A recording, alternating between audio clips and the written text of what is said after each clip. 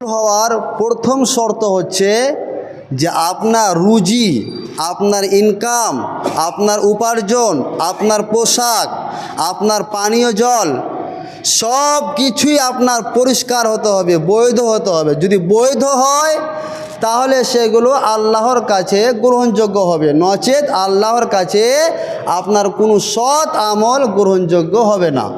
আল্লাহ রাব্বুল আলামিন কোরআন পাকের মধ্যে বলছেন, ইয়া আইয়ুহাল্লাযীনা আমানু কুলু মিনাত তাইয়্যিবাতি মা রাযাকনাকুম ওয়াশকুরু লিল্লাহ ইন কুনতুম ইয়্যাহু তা'বুদুন। আল্লাহ রাব্বুল আলামিন পৃথিবীর মধ্যে যে সমস্ত মানুষেরা হচ্ছে ঈমানদার, যারা আল্লাহর প্রতি বিশ্বাস স্থাপন করে রাখে, যারা আল্লাহকে যারা এক বলে যারা স্বীকার করে, যারা মেনে চলে, তাদেরকে আল্লাহ রাব্বুল আলামিন সম্বোধন করে বলছেন, হে ঈমানদারগণেরা শোনো, কুলু মিনাত তাইয়্যিবাতি মা রাযাকনাকুম, আমি আল্লাহ রাব্বুল আলামিন তোমাদের জীবিকা স্বরূপ যা দান করেছি তা হতে তোমরা ভক্ষণ করো, এবং সেগুলোকে ভক্ষণ করার সাথে সাথে আমি যে তোমাদের জীবিকা দিয়েছি যেগুলো বৈধ রুজি সেগুলো তোমরা খাবে। তারপরে পরে ওয়াশকুরু লিল্লাহ, তোমরা আল্লাহর নিকটে আল্লাহর কৃতজ্ঞতা প্রকাশ করো, আল্লাহর শুকরিয়া আদায় করো। ইন কুনতুম ইয়্যাহু তা'বুদুন, যদি তোমরা তার ইবাদত করে থাকো। তাহলে কি করতে হবে? আমাদের প্রথম করণীয়, একজন ঈমানদার মানুষের প্রথমে আপনার যেটা রুজি হবে, যেটা আপনি আহার করবেন, সেই রুজিটা হতে হবে বৈধ। তার পাশাপাশি আল্লাহর প্রশংসা করতে হবে। এবং আল্লাহ রাব্বুল আলামিন অন্য জায়গায় বলছেন, ইয়া আইয়ুহান নাসু কুলু মিম্মা ফিল আরজি হালালান তাইয়্যিবা, হে পৃথিবী মানুষ সকল শোনো, কুলু মিম্মা ফিল আরজি হালালান তাইয়্যিবা, পৃথিবীর মধ্যে যা বৈধ, যা পবিত্র তা তোমরা ভক্ষণ করো, তা তোমরা খাও। এবং ওয়ালা তাত্তাবিউ খুতুওয়াতিশ শাইতান, জেনে রেখো এটা আল্লাহর আদেশ। আল্লাহ রাব্বুল আলামিন পৃথিবীর মানুষদেরকে বৈধ রুজি ভক্ষণ করতে বলেন, বৈধ রুজি খেতে বলছেন, এটা আল্লাহর আদেশ। যদি তোমরা না খাও বৈধ রুজি, তাহলে কি হবে? তোমরা শয়তানের পদঙ্গ অনুসরণ করলে, তোমরা শয়তানের কথা মতো চললে। আল্লাহ রাব্বুল আলামিন বলছেন সাবধানতা অবলম্বন করো, খবরদার, ওয়ালা তাত্তাবিউ খুতুওয়াতিশ শাইতান, তোমরা শয়তানের পদঙ্গ অনুসরণ করো না। কেন? ইন্নাহু লাকুম আদুউম মুবিন, নিশ্চয় শয়তান হচ্ছে তোমাদের প্রকাশ্য শত্রু, প্রকাশ্য দুশমন।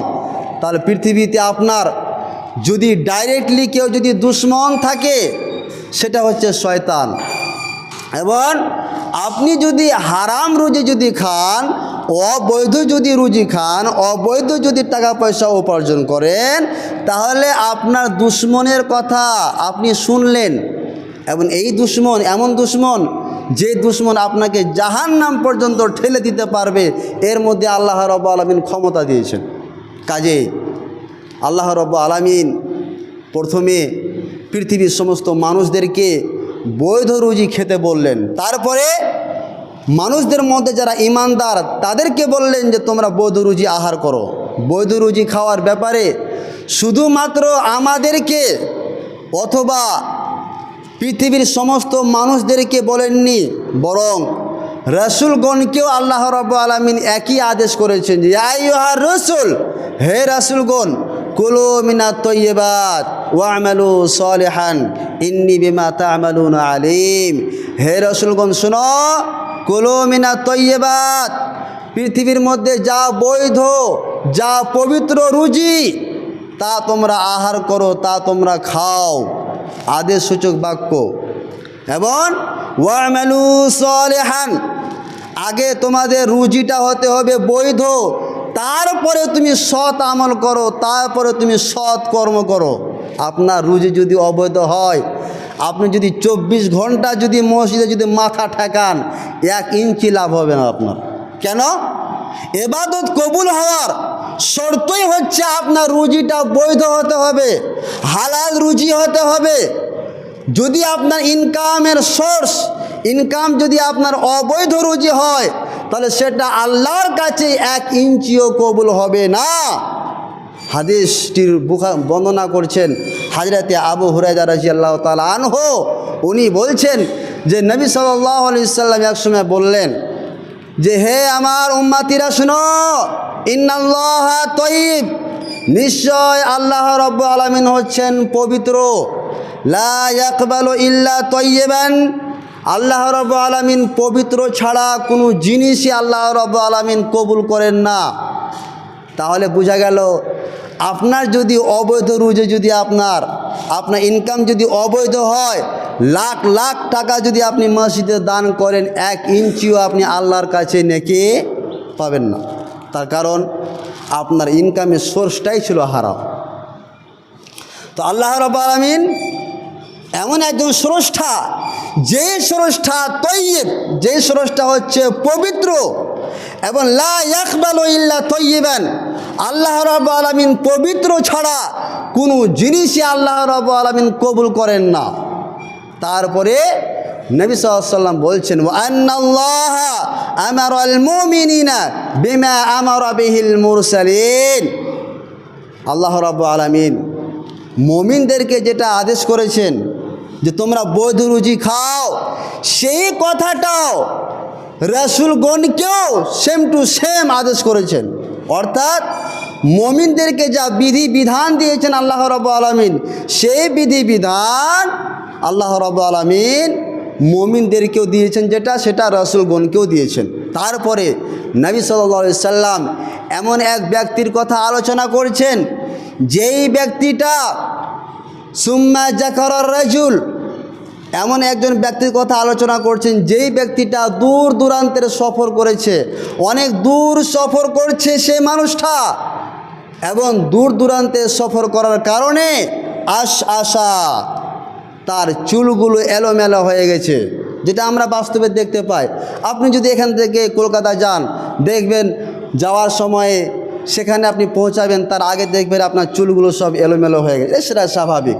তো নবী সাল্লাল্লাহু আলাইহি সাল্লাম এমন একজন ব্যক্তির কথা আলোচনা করছেন যে সুম্মা যাকারার রাজুল, এমন একজন ব্যক্তির কথা আলোচনা করছেন, যেই ব্যক্তিটা ইউতিলুস সাফারা, দূর দূরান্তের সফর করেছে, আর দূর দূরান্তের সফর করার কারণে আশআশা, ওই মানুষটা শরীরটা চুলগুলো এলোমেলো হয়ে গেছে। আর কি হয়েছে? আকবারা, তার শরীরে ধুলি মোলাগুলো লেগে গেছে, অর্থাৎ ধুলাগুলো লেগে গেছে, তার শরীরটা ধুলোয় যুক্ত হয়ে গেছে। এবং সেই সময়ে ওই লোকটা কোনো একটা বিপদের সম্মুখীন হয়েছে, এবং বিপদের সম্মুখীন হয়ে ইয়ামুদ্দু ইয়াদাইহি ইলাস সামায়ে, দুটা হাতকে আকাশের দিকে উঠিয়ে আল্লাহর কাছে প্রার্থনা করছে, ইয়া রব্বি, ইয়া রব্বি, হে আমার স্রষ্টা, হে আমার স্রষ্টা, এই বলে সে লোকটা প্রার্থনা করছে। এবার আপনি বলুন, আল্লাহর কাছে যদি কেউ দোয়া চায়, এটা হচ্ছে একটা ইবাদত না গুনার কাজ? গুনার কাজ নয়, বরং এটা কি? ইবাদত। তাহলে নবীজি বলছেন এই লোকটা অবসর সময়ে আল্লাহর কাছে প্রার্থনা করছে, হে আল্লাহ, আমি এই বিপদের সম্মুখীন হয়েছি, আল্লাহ তুমি আমাকে বিপদ থেকে উদ্ধার করে দাও। নবীজি বলছেন ওয়া মাতআমুহু হারামুন, হে আমার উম্মতিরা শোনো, এই লোকটা যে খাবারটা খেয়েছে সেই খাবারটা ছিল হারাম। ওয়া মাশরাবুহু হারামুন, এই লোকটা, যে লোকটা আজকে প্রার্থনা করছে 2 হাত তুলে আল্লাহর কাছে, এই লোকটা যে আজকে জল পান করেছে, পানীয় জলটাও হচ্ছে কি? হারাম। শুধু তা নয়, ওয়া মালবাসুহু হারামুন, এই লোকটা যে পোশাকটা পরিধান করে আছে, এই পোশাকটাও হচ্ছে হারাম। ওয়া গুযজিয়া বিল হারাম, এই লোকটা যে মাসিক ইনকাম করে, মাসে যে আয় করে, যে টাকা পয়সা ইনকাম করে, তার ইনকামের সোর্সটাও হচ্ছে হারাম। হে আমার সাহাবীরা শোনো, ফাইন্নি ইস্তিজাবু লিযালিক, তাহলে এই লোকটার দোয়া আল্লাহর কাছে কিভাবে গ্রহণযোগ্য হয় তোমরা বলো, কিভাবে হবে? আপনার যদি যেটা আপনি খাবার খাচ্ছেন, সে খাবারটা যদি হারাম হয়, যেটা আপনি জল পান করছেন যে টিউবওয়েল থেকে, দেখা গেল সেই টিউবওয়েলটা আপনার হারাম টাকা দিয়ে সেই টিউবওয়েলটাকে আপনি পুঁতেছেন, দেখা গেল আপনি যে পোশাকটা পরে আছেন সেই পোশাকটা আপনার হারাম ইনকাম দ্বারা আপনার পোশাক, আপনার যে ইনকামের সোর্স, টাকা পয়সা উপার্জন করেন, ইনকামের সোর্সটা হচ্ছে হারাম, তাহলে বলুন আপনারাই বলুন এবার যে ফাইন্নি ইউস্তাজাবু লিযালিক, এই লোকটার দোয়া আল্লাহর কাছে কিভাবে গ্রহণযোগ্য হয়? তাহলে গ্রহণযোগ্য হবে না আল্লাহর কাছে। আপনি যদি আপনার ইনকাম যদি হারাম হয়, 100 বার যদি আপনি হজ করে আসেন, তা আপনি 1 ইঞ্চিও নেকি পাবেন না। কেন পাবেন না? আপনার ইনকামের সোর্সটা হচ্ছে হারাম। আল্লাহর ইবাদত করতে গেলে আপনাকে বৈধ রুজি ইনকাম করা লাগবেই। যদি বৈধ রুজি ইনকাম না আপনি করেন, তাহলে 1 ইঞ্চিও আপনার লাভ হবে না। 1 ইঞ্চি। সামনে আসছে কি? কুরবানি। আপনি কুরবানি কিনছেন কি টাকা দিয়ে? হারাম টাকা দিয়ে। কোনো লাভ নেই, 1 ইঞ্চিও লাভ নেই।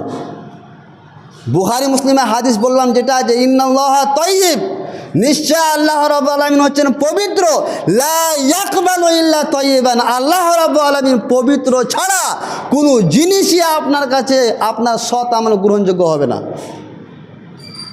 এবং বর্তমান সময়ে আশ্চর্যের বিষয়, আপনি যদি পর্যবেক্ষণ করেন, আপনি যদি প্রতিটা বাড়িতে যদি আপনি দেখতে পাবেন কি হারাম ইনকামে ভর্তি হয়ে আছে। যদি আপনার ইনকামটা হারাম হয়, জেনে রাখুন নবী সাল্লাল্লাহু আলাইহি ওয়াসাল্লাম বলছেন, ইয়াতি আলান নাসি জামানুন